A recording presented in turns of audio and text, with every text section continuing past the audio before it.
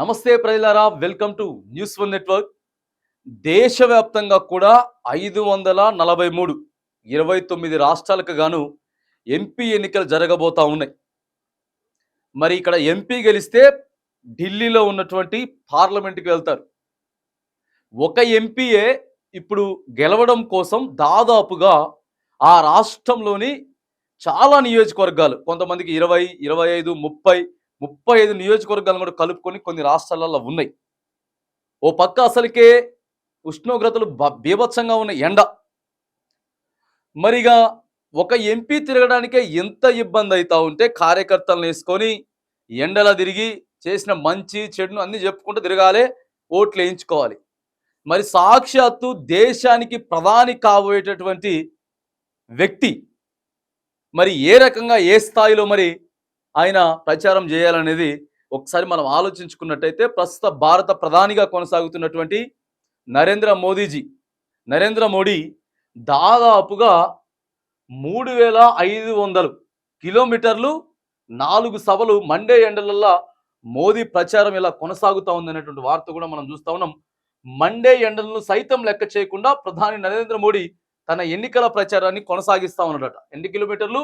3500 కిలోమీటర్లు రోజుకి 3500 కిలోమీటర్లు, 4 సభలు, ఇక బీభత్సమైనటువంటి ఎండ. దేశంలో ఓ వైపు సార్వత్రిక ఎన్నికల ప్రచార వేడి పెరిగింది, మరోవైపు బాణుడి బగబగలు కొనసాగుతున్నాయి. చాలా రాష్ట్రాల్లో 41 నుంచి 45 డిగ్రీల ఉష్ణోగ్రతలు నమోదవుతా ఉన్నాయి. అయితే వీటన్నిటినీ లెక్క చేయకుండా అగ్రనేతలు తమ పర్యటనలు, ప్రచార ర్యాలీలను కొనసాగిస్తా ఉన్నారు. ఇక ప్రధాని నరేంద్ర మోడీ అయితే మండే ఎండల్లోనూ సుడిగాలి పర్యటనలతో ఇక అన్ని ప్రాంతాలను చుట్టేస్తా ఉన్నారు. తన ప్రసంగాలతో ప్రజలను ఆకట్టుకుంటూ కార్యకర్తల్లో జోష్ నింపుతూ మోదీ తన పర్యటనను కొనసాగిస్తున్నారు.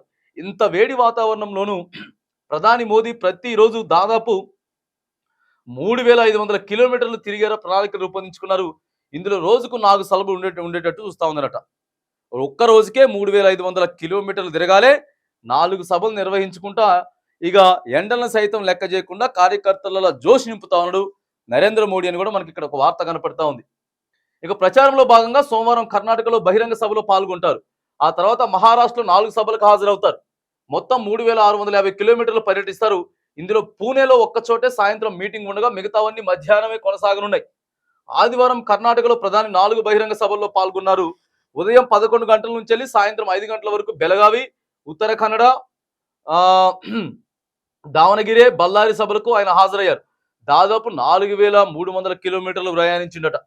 ఇక శనివారం మోదీ 2 ర్యాలీలకే పరిమితమయ్యారు. మహారాష్ట్రలోని కొల్లాపూర్, దక్షిణ గోవాలో జరిగిన భారీ బహిరంగ సభలో పాల్గొన్నారు. ఆ రోజు కొల్లాపూర్లో భారీగా ఉష్ణోగ్రతలు నమోదయ్యాయి. శుక్రవారం కూడా ప్రధాని 3 ర్యాలీలు, ఒక రోడ్ షోలో పాల్గొన్నారు. పశ్చిమ బెంగాల్, బీహార్, యూపీలు చుట్టేసిర్రు. ఉదయం 10:45కు మొదటి సభ ప్రాంగణం కాగా 6:30కు రోడ్ షోతో ఆ రోజు కార్యక్రమాలు ముగిశాయి. మొత్తం 3000 కిలోమీటర్ పైగా ప్రయాణించారు. తర్వాత ఇక ఒడిశా, ఆంధ్రప్రదేశ్, తెలంగాణ, పశ్చిమ బెంగాల్, జార్ఖండ్, ఛత్తీస్గఢ్, బీహార్, ఉత్తరప్రదేశ్, మహారాష్ట్రలో ఎండలు మండిపోతా ఉన్నాయి. మరికొన్ని రోజులు కూడా పరిస్థితి ఇలాగే కొనసాగుతుందని వాతావరణ శాఖ హెచ్చరికలు జారీ చేసింది. ఇంత వేడి వాతావరణంలో కూడా ఆయా పార్టీల నేతలు తమ ప్రచార కార్యక్రమంలో ఇక బిజీగా ఉన్నటువంటి వార్త కూడా చూస్తా ఉన్నాం కదా. దాదాపుగా రోజుకి 3000 కిలోమీటర్లకు పైగానే ఉంటుంది నరేంద్ర మోడీది. దాంట్లో మధ్యాహ్నం పూట కూడా కొన్ని సభలు నిర్వహిస్తూ ఉన్నారు. దాదాపుగా రాష్ట్రాలన్నింటిని కూడా చుట్టేసుకుంటా మరి గెలవాలి తప్పదు, టైం లేదు. ఇవాళ 29 అంటే ఇవాళ 29 కూడా అయిపోతా ఉంది. 31 రోజు ఉంది, తర్వాత 10 రోజులు, కేవలం 11 రోజులు మాత్రమే మరిగా ప్రచారం చేయడానికి ఉంది. 11వ తారీఖు, 12వ తారీఖు 2 రోజులు చేయడానికి లేదు. 13వ తారీఖు తీసుకుపోయి ఓటు వేయాలి ఇక్కడ మన ఈ రాష్ట్రాలలో, మన తెలుగు రాష్ట్రాలలో. కాబట్టి మరి వాళ్ళ టైమింగ్స్ ప్రకారం దాదాపుగా ఇక అయిపోతూనే ఉంటుంది. ఇక్కడ మాత్రం ఒక 11 కాబట్టి మిగతా రాష్ట్రాలను కూడా కవర్ చేసుకోవాలి మోడీ. ఇక్కడ ఉన్నటువంటి నేతలంతా కూడా ఎండలకైతే భయపడతా ఉన్నారు. ఏది ఏమైనా కానీ రాజకీయ నాయకులను మాత్రానికి ప్రచారం చేసుకోనియకుండా అడ్డుకుంటుంది ఈ బాణుడి ప్రతాపం అనేది కూడా మనకి ఇక్కడ క్లియర్గా కనపడతా ఉంది.